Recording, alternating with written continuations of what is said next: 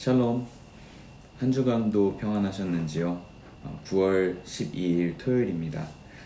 어제 저녁에는 화상회의 프로그램으로 금요교대를 하게 되었는데요.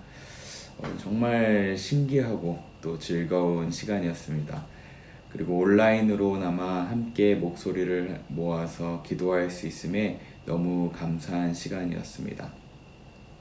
이런 상황에서도 예배를 하나, 둘 이렇게 다시 세워가시는 하나님께 감사를 드립니다. 이번 주에는 특별히 예배를 준비하며 나아가는 하나님의 자녀로서 올바른 회개에 대해서 함께 묵상해 보고자 합니다. 이번 주에는 어떤 말씀을 전해야 할까라는 마음으로 기도하는 와중에 자업자득이라는 단어가 떠올랐습니다. 정말 의외로 많은 분들이 지금 내가 겪고 있는 이 어려움, 그 힘든 이런 상황은 내가 이전에 지었던 무언가 어떤 잘못 때문에 얻게 되는 당연한 결과라고 여기는 분들이 참 많이 계신 것 같습니다. 과거의 실수 혹은 잘못들 또는 나의 죄악 때문에 지금 내가 이런 일을 겪는 건 정말 마땅한 거라고 생각하고 여기시는 것 같습니다.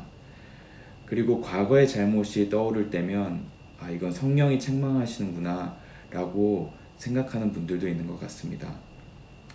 그러면서 지금의 이 힘든 것들은 그래 내가 받을만 하지 라고 생각하시면서 겪으시는 분들도 많이 계시는 줄 압니다. 그런데 오늘 이 본문 말씀, 오늘 읽게 될 이 본문 말씀을 통해서 한 인물을 생각해보고 그 인물을 통해서 우리가 깨달아야 할 점은 무엇인지 한번 생각해보는 시간을 가졌으면 좋겠습니다. 오늘의 말씀은 마태복음 27장 3절에서 5절 말씀입니다.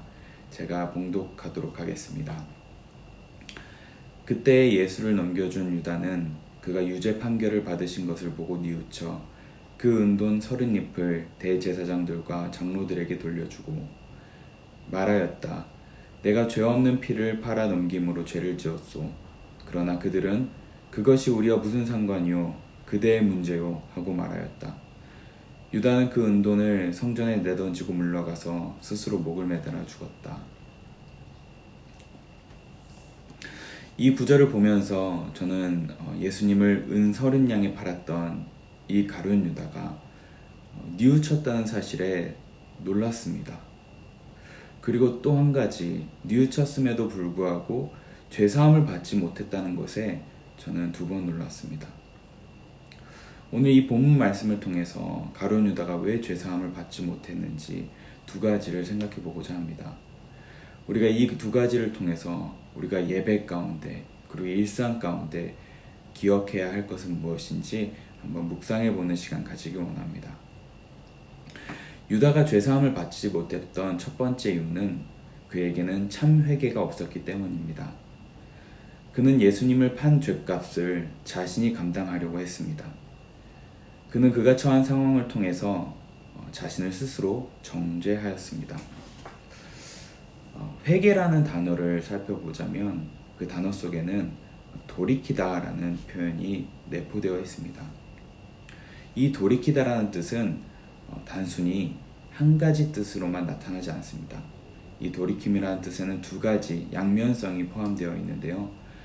그 양면성을 다 가지지 못하면 그 회개가 유효하지 않다는 뜻이기도 합니다.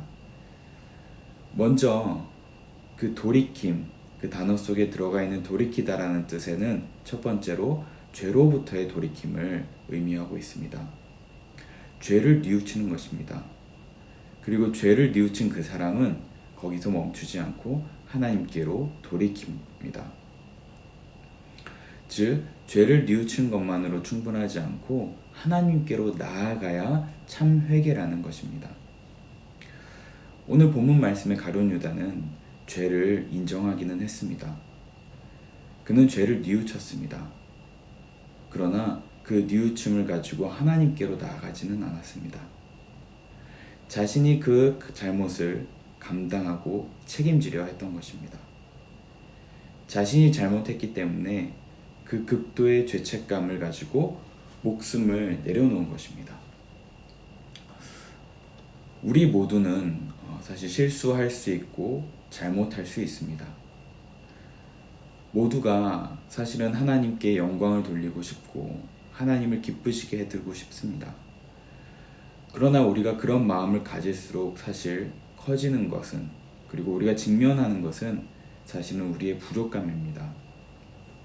어쩌면 오히려 하나님을 알아가고 가까이 할수록 우리는 점점 더 나의 의로움이 드러나기보다는 사실은 나의 죄성과 못남과 신실하지 못함만 드러나게 되는 것 같습니다.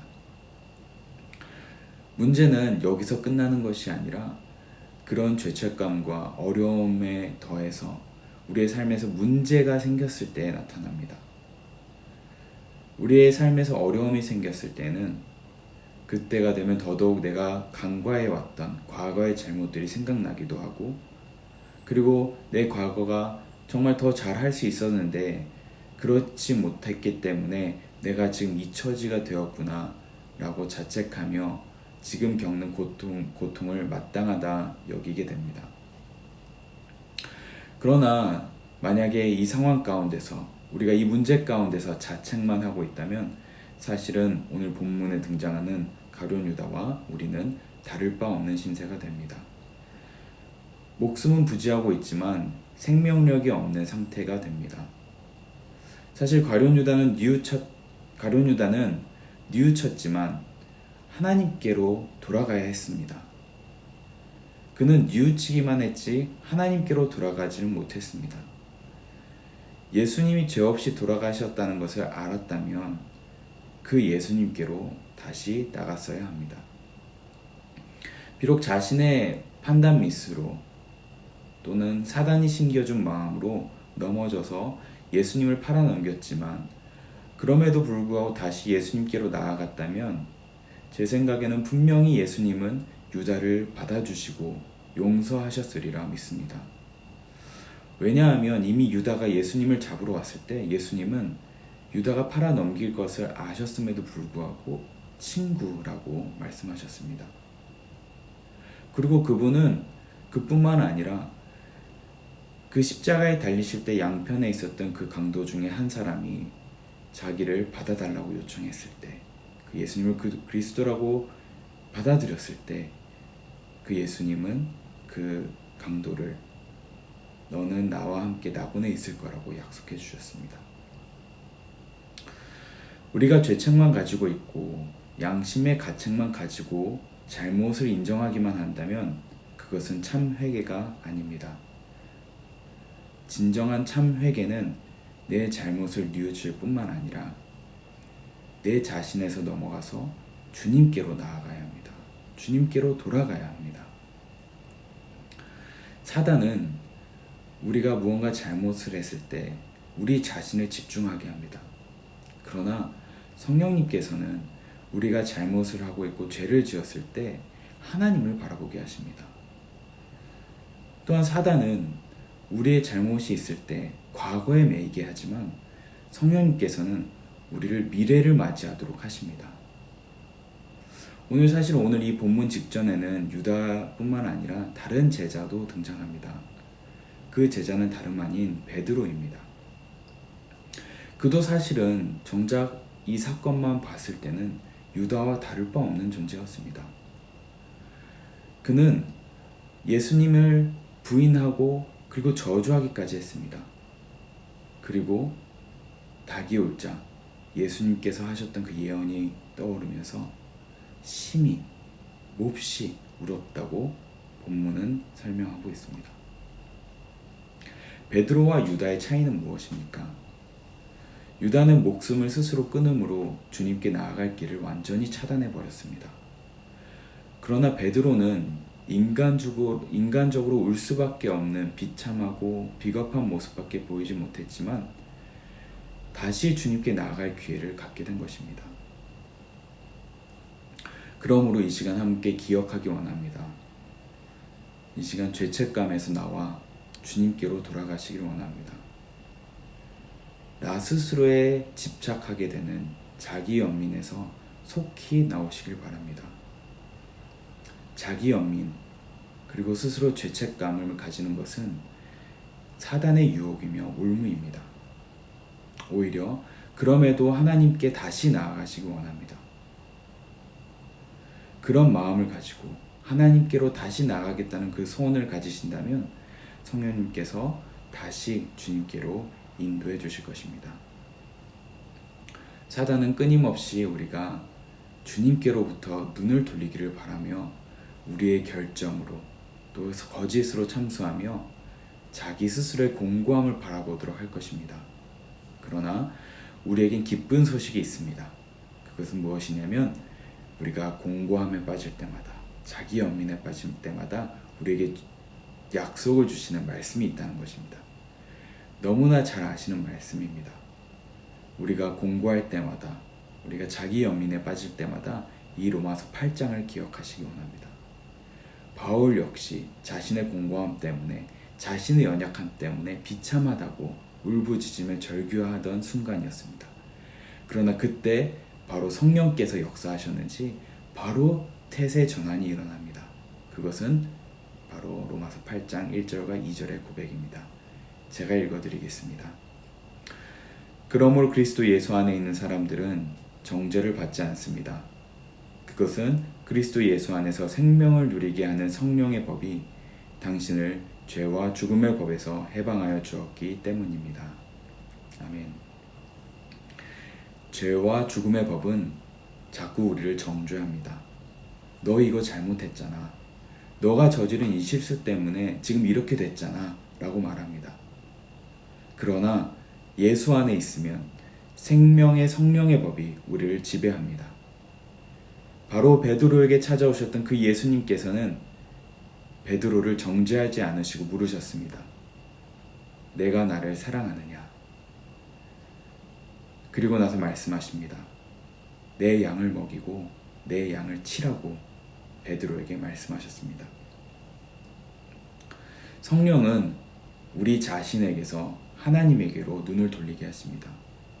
성령은 어두운 내 과거에서 주님의 사명으로 눈을 돌리게 하십니다. 이것이 진정한 참 회개의 열매인 것입니다. 그러므로 내일 예배 때 우리가 회개하는 시간, 또 참여하는 시간에 이 말씀을 기억했으면 좋겠습니다. 오늘 이 유다를 기억하셨으면 좋겠습니다. 그리고 이 로마서 8장을 기억하셨으면 좋겠습니다. 나의 과거의 잘못을 단순히 뉘우치거나 그것에 매몰됨으로 끝나는 것이 아니라 그 참회의 시간, 그 회개의 시간에 내 죄된 모습에도 불구하고 우리를 받아주시고 사랑하시는 주님께로 돌아가시는 역사가 있기를 원합니다. 그리고 그 예배 가운데 그분의 음성을 듣고 맞이하여서 진정한 참 회개의 역사가 그 예배 가운데 일어나시길 간절히 소망합니다. 두 번째로 유다가 죄사함을 받지 못했던 이유에 대해서 한 가지 더 생각해 보고자 합니다. 유다가 죄사함을 받지 못했던 두 번째 이유는 그가 용납받아야 할 곳에서 정죄를 받았기 때문입니다. 저는 이 본문 말씀을 보면서 대제사장의 말에 주목하지 않을 수 없었습니다. 죄를 지었다고 온 한 형제에게 대제사장과 장로들은 어떻게 대답하나요? 4절을 제가 다시 읽어보도록 하겠습니다. 말하였다. 내가 죄 없는 피를 팔아넘김으로 죄를 지었소. 그러나 그들은 그것이 우리와 무슨 상관이요? 그대의 문제요? 하고 말하였다.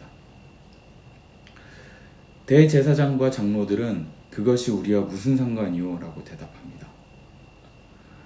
저 이것을 보면서 깜짝 놀랐습니다. 대제사장이 어떤 존재입니까? 성전에서 하나님께 직접 나아가지 못했던 자들의 죄를 대신 회개하여 하나님께 나아가도록 하는 자이지 않습니까?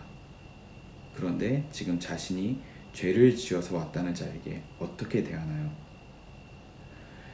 자신들과 상관이 없다고 하며 그것은 그대의 문제요. 가룟 유다 너의 문제야 라고 정죄해버리고 끝납니다. 하나님이 대제사장을 부르신 이유는 백성들의 문제를 떠안고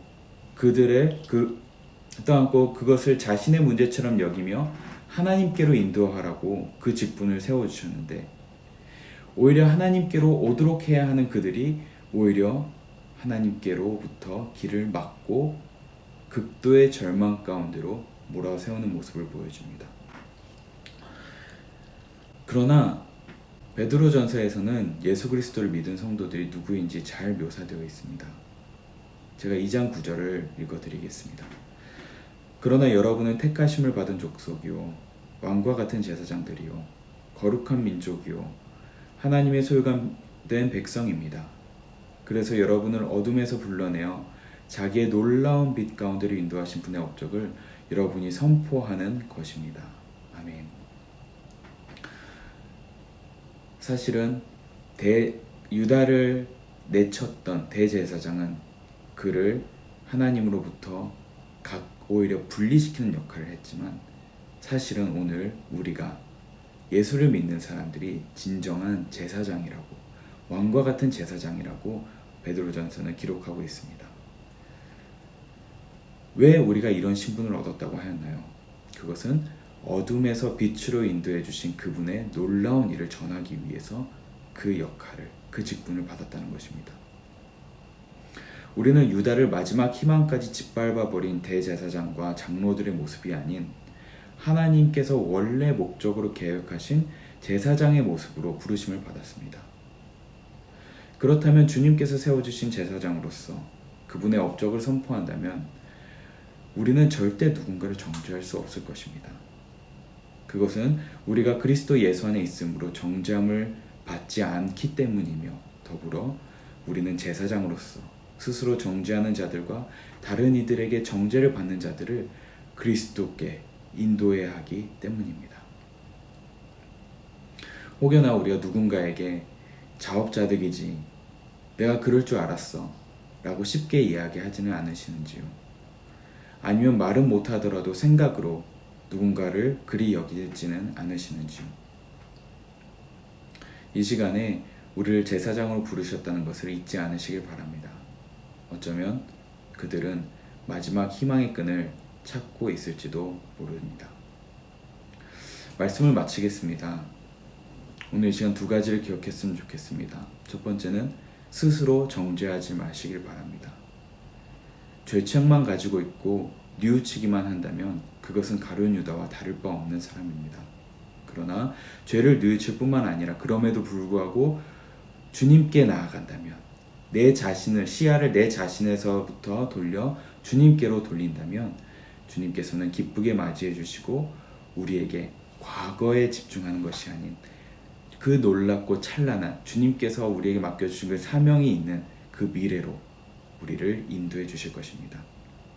그 놀라운 은혜가 내일 예배 가운데 주님과의 만남으로 이루어지시길 소망합니다. 그리고 두 번째 기억하시길 바랍니다. 마땅히 비난받을 만한 사람이 있더라 하더라도 마땅히 정죄를 받을 만한 사람이 우리 주변에 있더라도 우리 자신은 우리 스스로는 주님께서 세우시는 왕과 같은 제사장이라는 사실을 잊지 마시길 바랍니다. 마땅히 정죄를 받을 만한 사람이라 하더라도 주님께서 우리를 용납하셨듯이 그리스도의 마음으로 그들을 품고 용서하고 용납하는 왕과 같은 제사장의 삶을 살아내시길 소망합니다.